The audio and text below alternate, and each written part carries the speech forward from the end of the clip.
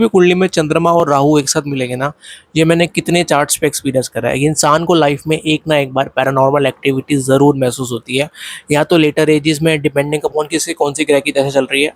अब इसके पीछे का रीज़न क्या है? देखो, जो चंद्रमा होता है ना, वो हमारे मन का कारक होता है, एंड जो राहु होता है वो जितनी भी ऊपरी चीज़ें हम कहें, भूत प्रेत, नेगेटिव एनर्जी, उन सबका कारक माना गया ज्योतिष के अंदर। तो जब भी चंद्रमा राहु को इन्फ्लुएंस करते हैं ना, तो इंसान की लाइफ में ऐसी सिचुएशन बनती है कि वो इन चीज़ों से ईजिली इन्फ्लुएंस होते हैं, क्योंकि उसका जो मन होता है ना, वो इतना वीक होता है।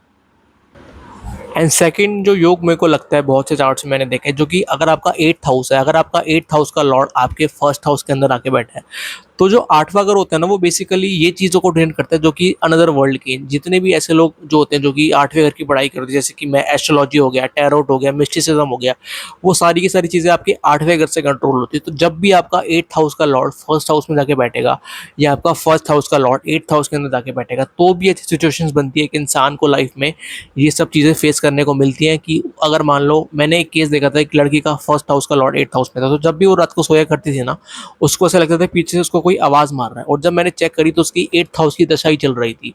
अगर 8th हाउस इंसान की कुंडली में खराब होना, तो ये बेसिकली इसकी तरफ इशारा करता है कि इन चीज़ों से इंसान का कोई ना कोई पास्ट लाइफ का डेप्थ होता है। जी हाँ, क्योंकि जो आपकी जन्म कुंडली होती है ना, वो पूरे सोल का मैप डिसाइड करती है। तो अगर आपकी कुंडली में जो योग हैं, फर्स्ट हाउस का लॉर्ड 8th हाउस में, 8th हाउस का लॉर्ड फर्स्ट हाउस में, तो ये भी खतरे से खाली वाले योग नहीं है। आपको बिवेयर रहना चाहिए। अगर आपके साथ ऐसा नहीं है तो आई गॉड ब्लेस यू, आपके साथ कभी ऐसा ना हो, बट है तो प्लीज़ आपको मैं रेमेडीज बताऊंगा, उन्हें जरूर करना। तीसरा एंड द फॉरमोस्ट योग जो कुंडली में होता है, वो है 12th हाउस में मेलेफिक ग्रहों का होना। देखो, जब 12th हाउस का लॉर्ड या 12th हाउस में मेलेफिक ग्रह होते हैं ना, जैसे कि मार्स, सैटर्न, राहु, तो इंसान को लाइफ में अक्सर एविल स्पिरिट्स होती है ना, वो सपनों के थ्रू हॉट करने के योग बनते हैं। यानी कि ऐसे कई लोग सुने हुए मिलेंगे ना आपको, जो कहते हैं कि यार हम तो इस जगह पे जाके रात को रुके सोए, हमें ऐसे चेस्ट पे भारीपन सा महसूस हुआ, या लाइफ में ना बुरे बुरे सपने आते हैं। तो ये 12वें घर की वजह से होते हैं। जब भी कुंडली के अंदर 12वें घर के अंदर नेगेटिव और मेलेफिक ग्रह होंगे, तो इंसान को लाइफ में ऐसे एक्सपीरियंसेस कंटिन्यूसली होते हैं कि कोई ना कोई बुरी ऊर्जा जब वो सो रहे होते हैं उनके आसपास रहती है, उनको लाइफ में कुछ ऊपरी चीज़ों का आभास सोते समय होता है। तो ये है तीसरा योग। चौथा कॉम्बिनेशन जो मैंने देखा है, वो है आपके हॉरोस्कोप में मार्स का खराब होना। मार्स केतु का योग अगर कुंडली में है, या मार्स आपका 12th हाउस में खराब है, तो मार्स केतु ना बेसिकली ज्योतिष में पिशाच योग कहा गया नाम से ही।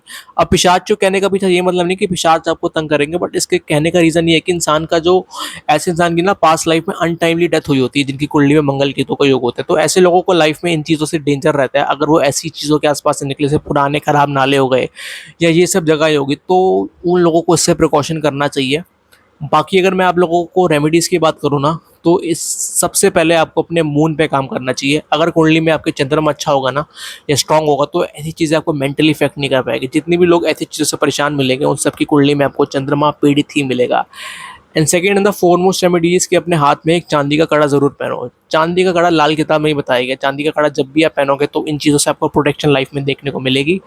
एंड थर्ड रेमेडीज कि अपने मार्च को स्ट्रॉन्ग करो। मार्च को स्ट्रॉन्ग करने के लिए आपको अपने हॉरोस्कोप के हिसाब से करनी पड़ेगी रेमेडीज, बट मैं कहूँगा कि अपने आप को रेगुलरली फिट रखो, जिमिंग करो। इनसे भी आपको ये सुनने में नॉर्मल लग रही होगी, बट ये रेमेडी मैंने काम करती हुई देखी है। बाकी आप कमेंट करो आपके क्या एक्सपीरियंसेस रहे इसको लेके, अपने हॉरोस्कोप की प्लानिटरी पोजीशन कमेंट करो। मैं आपकी रेमेडी से पूरी हेल्प करने की कोशिश करूँगा। Till then, thanks for watching.